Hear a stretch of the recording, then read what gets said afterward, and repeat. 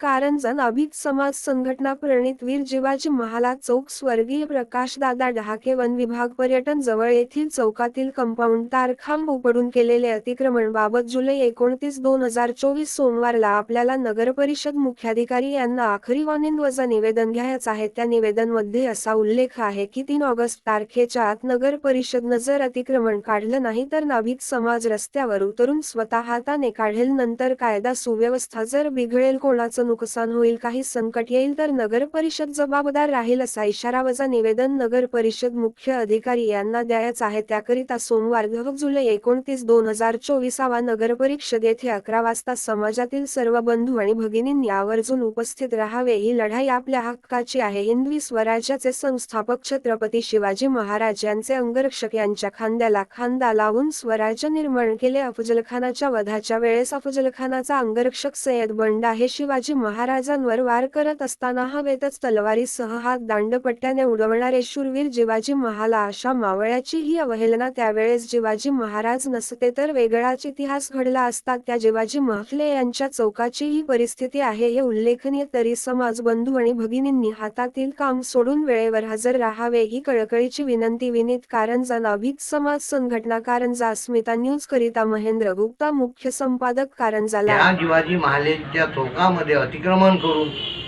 सर्व गोष्टी करण्यात आल्या आहेत तसं आपण रितसर नगर परिषदेला रिक्वेस्ट केली, परंतु त्यांनी त्या बाबतीत कानाडोळा केला।